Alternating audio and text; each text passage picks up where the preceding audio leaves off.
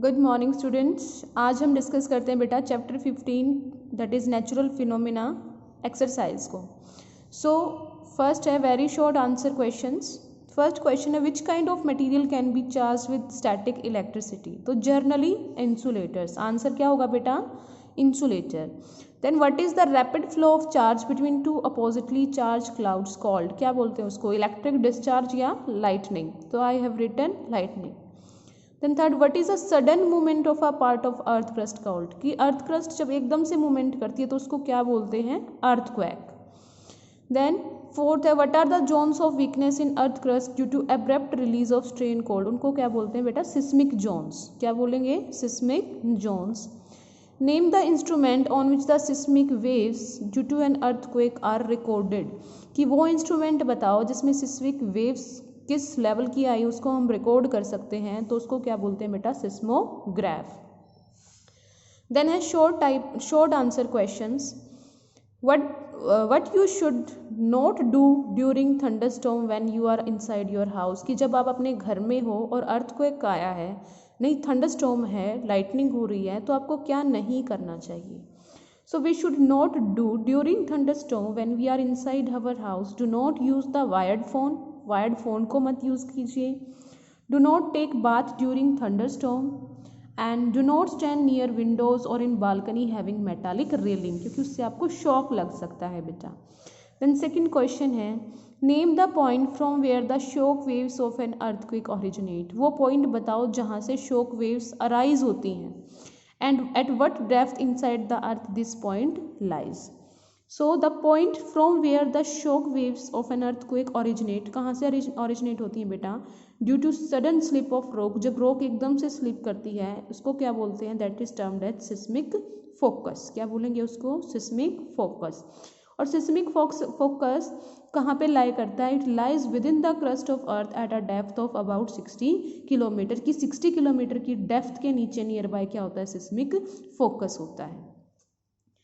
Then third question है what happens when a charge cloud passes over a tall building tree, कि क्या होगा जब एक चार्ज क्लाउड एक बड़ी सी बिल्डिंग ट्री से पास करेगा।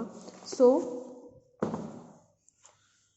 आंसर क्या होगा बेटा, when a charge cloud passes over a tall building और tree it induces an opposite charge on them, दोनों के ऊपर क्या आ जाएगा, opposite charge. And if the charge built up is large, अगर चार्ज ज़्यादा बिल्ड हुआ है तो इससे क्या होगा, लाइटनिंग स्ट्राइक होगी। Then what is the question number 4 बेटा, name the scale that is used for measuring magnitude और second intensity of an earthquake. So magnitude measure करने के लिए राइकर स्केल का यूज़ किया जाता है और इंटेंसिटी के लिए मैरकॉली स्केल का यूज़ करते हैं। देन क्वेश्चन नंबर 5 है mention the factors on which the damaging effect of an earthquake depend, कि कौन सा फैक्टर होगा जिस पे डैमेजिंग इफेक्ट अर्थक्वेक के डिपेंड करते हैं। तो damaging effect of an earthquake depends upon following factor. First is magnitude of the earthquake, कि कितनी मैग्नीट्यूड का अर्थक्वेक आया है। लोकल जियोलॉजिकल कंडीशन कैसी है, वही पहाड़ी इलाका है, प्लेन्स हैं, क्या है, फोकल डेप्थ कितना है, और एपिसेंटर से डिस्टेंस कितना है। So these are the factors बेटा। देन है लॉन्ग आंसर टाइप क्वेश्चन, और फर्स्ट क्वेश्चन है एक्सप्लेन द फॉलोइंग, हमें रीजंस देने हैं। Why nylon clothes crackles as you undress, कि भाई जैसे ही हम कपड़े निकालते हैं नायलॉन के तो उसमें क्रैकल्स क्यों दिखाई देते हैं, क्योंकि नेगेटिव चार्ज आ जाता है, because negative charge develop when nylon clothes are rubbed, जैसे ही उनको रब किया जाएगा तो कौन सा चार्ज आ जाएगा बेटा, रब, नेगेटिव चार्ज। और जैसे ही ये नायलॉन हमारे हेयर्स के, स्किन के हेयर्स के कांटेक्ट में आते हैं तो स्किन पे अपोजिट चार्ज आ जाएगा, पॉजिटिव चार्ज, और पॉजिटिव नेगेटिव जब इंटरेक्ट करेंगे तो वो किस में रिजल्ट होंगे, क्रैकल्स में। नेक्स्ट है टीवी स्क्रीन सून बिकम वेरी डस्टी, कि टीवी स्क्रीन के ऊपर बहुत जल्दी डस्ट आ जाता है, ये भी स्टैटिक इलेक्ट्रिसिटी की वजह से बेटा, जो स्क्रीन पे चार्ज डेवलप हो जाता है which gives the screen a positive charge, और फिर वो धूल पे जो डस्ट पार्टिकल है उन पे नेगेटिव चार्ज इंड्यूस करवा लेगा और उसके ऊपर एक कोटिंग आ जाएगी। देन सी पार्ट है it might be dangerous to range an umbrella in a storm, कि भाई अगर आप स्ट्रॉम में अम्ब्रेला लेके चल रहे हो तो वो आपके लिए डेंजरस हो सकता है, क्यों, क्योंकि इलेक्ट्रिक डिस्चार्ज हो सकता है, can pass through metallic stick, कि मेटालिक स्टिक से करंट आपके पास जा सकता है और आपको शॉक लग सकता है। Then a rubbed balloon will stick to the wall for some time, कि हम अगर बलून को रब करके और वॉल से स्टिक करें तो वो चिपक जाएगा। क्यों? Because static charge develop on the balloon upon rubbing and opposite charge develop on the wall. Next बात करता है बेटा, explain the role of a lightning conductor in protecting a tall building from lightning. तो इसका answer आप लिखोगे from the page number, on the page number beta 237, and you have to write your answer from here.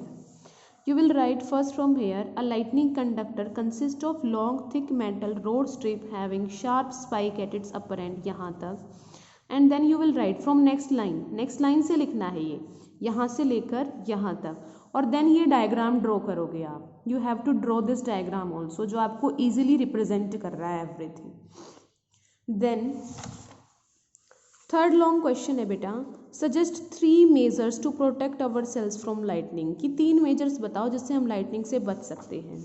तो ये लिखना है आपको page number 236 से कि during lightning and thunderstorm follow the following suggestion, first on ये वाला पॉइंट, सेकेंड यहाँ से, और थर्ड ये पॉइंट। ठीक है, आई होप आपको क्लियर हो गया होगा। देन फोर्थ है draw a diagram showing various layers of the अर्थ। तो ये डायग्राम ड्रॉ करोगे आप पेज नंबर 238 से, ये वाला diagram. This is the answer number 4, long answer number 4, ये वाला डायग्राम ड्रॉ करना है बेटा इसीलिए आपको। ये मेंटल, ये outer core, inner core and ये this is the earth crust, 3 parts में डिवाइडेड है बेटा।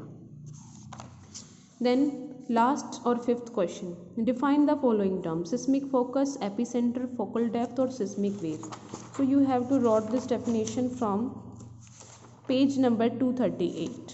यहाँ से लिखना स्टार्ट करोगे। फर्स्ट पॉइंट सिस्मिक फोकस, ऐसे हेडिंग डालोगे, हाइफन लगाओगे, देन ये पॉइंट यहाँ से यहाँ तक लिखना है। देन सेकंड पॉइंट डालोगे एपिसेंटर, और नेक्स्ट लाइन से point on the surface of the earth vertically above the seismic focus is called epicentre. Then third ये लिखोगे focal depth, focal depth of an earthquake is the depth of the seismic waves, seismic focus below the earth surface, यहाँ तक। Then fourth point डालोगे seismic waves and the waves generated in the lithosphere due to sudden movement in a part of earth crust are called seismic waves। तो यहाँ तक आपको ये exercise complete करनी है और मेरे पास पिक सेंड करनी है। I will check that you have written और नॉट रिटन, एंड मैं सबका नोट करती हूँ बेटा कि कौन बच्चा अच्छे से काम कर रहा है और कौन नहीं कर रहा है। और ऑब्वियसली जो काम नहीं कर रहे हैं, जिनकी नोटबुक आज तक नहीं आई है, जिन्होंने चेक ही नहीं करवाया है, they will suffer it long in the final exams. So thank you, have a nice day.